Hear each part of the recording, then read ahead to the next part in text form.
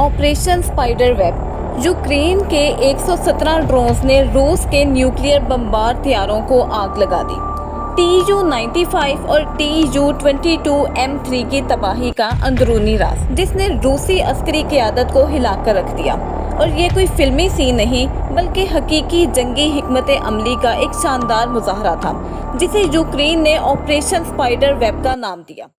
अस्सलाम वालेकुम friends and welcome back to our channel.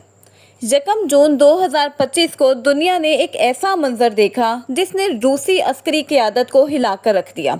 और ये कोई फिल्मी सीन नहीं, बल्कि हकीकी जंगी हिकमत अमली का एक शानदार मुजाहरा था, जिसे यूक्रेन ने ऑपरेशन स्पाइडर वेब का नाम दिया। सिर्फ एक दिन में यूक्रेन ने 117 जदीद और मोहलिक ड्रोन्स के जरिए रूस के शहर मॉस्को में घुसकर वो काम कर दिखाया जिसका सोचना भी 1 साल पहले तक मुमकिन नहीं था। रूस के कम से कम 3 बड़े फ़िज़ाई अड्डों को निशाना बनाया गया, जिनमें बेलाया, ओलिनिया और रियाजान के एयर बेसिस शामिल थे। यूक्रेनी सदर के मुताबिक ये हमला इतना गहरा, इतना ऑर्गेनाइज्ड और इतना संजीदा था कि रूसी FSB यानी सीक्रेट सर्विस के दफातर के बिल्कुल करीब मौजूद मराकज़ से इसे कंट्रोल किया गया। इस दावे की आज़ाद ज़राए से तस्दीक तो नहीं हो सकी, लेकिन ये बात वाज़िया हो गई कि हमले के दौरान TU-95MS और TU-22M3 जैसे न्यूक्लियर कैरियर बमबार हथियार तबाह हुए। और ये कोई छोटा वाक़या नहीं है।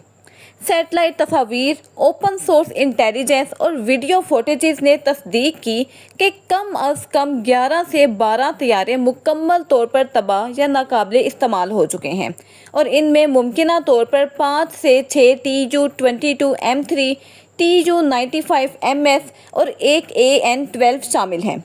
ख़ास बात यह है कि इनमें से अक्सर हथियार क्रूज़ मिसाइल लॉन्च करने की सलाहियत भी रखते थे। अब सवाल यहाँ पर यह है कि क्या ये रूस की जंगी सलाहियत के लिए तबाहकुन है? तो इसका जवाब है जुज़वी तौर पर हाँ, लेकिन मुकम्मल तौर पर नहीं। ये नुकसान रूस की जोहरी सलाहियत को बराह रास्त कमज़ोर नहीं करेगा, क्योंकि रूस के पास अभी भी दर्जनों न्यूक्लियर वेपन्स मौजूद हैं। लेकिन यूक्रेन ने ये साबित कर दिया है कि रूस के सबसे ज़्यादा महफूज समझे जाने वाले अड्डे भी गैर महफूज हो चुके हैं। TU-22M3 बमबार हथियार, जो कि KH मिसाइल से लेस होता है, सोवियत यूनियन की यादगार है। ये मिसाइल आज भी बहुत ज़्यादा ख़तरनाक है, लेकिन अब इनकी प्रोडक्शन बंद हो चुकी है। अब जैसे ही ये ज़ख़ीरा ख़त्म होगा तो TU-22M3 की अफादियत पर एक सवालिया निशान लग जाएगा। TU-95MS भी एक कदीम लेकिन बहुत मोहलिक हथियार है, जिसकी पहली परवाज़ 1952 में हुई थी, और आज भी ये जदीद KH-101 और KH-102 मिसाइल लॉन्च करने की सलाहियत रखता है। लेकिन इस हमले ने एक बहुत ही ख़तरनाक हकीकत को बेनकाब कर दिया। रूस के फ़िज़ाई अड्डों की सिक्योरिटी बहुत ज़्यादा कमज़ोर है। ना कोई मौसर एयर डिफेंस, ना कोई इलेक्ट्रॉनिक वारफेयर सिस्टम, और ना ही तैयारों के लिए महफूज शेल्टर्स। सैटेलाइट फुटेज से पता चला है कि TU-95MS जैसे अहम न्यूक्लियर बमबार हथियार बग़ैर किसी तहफ़्फ़ुज़ के खुले मैदानों में खड़े थे। अब रूस को या तो हर एयरफील्ड पर अरबों रुपए खर्च करने के लिए शेल्टर्स बनाने होंगे, या ऐसी मज़ीद दर्जनों तबाहियाँ झेलने के लिए तैयार रहना होगा। अब यूक्रेन ने सिर्फ हथियार ही तबाह नहीं किए, बल्कि उसने रूस के एयर फोर्सेस की बेबसी भी दुनिया को दिखा दी।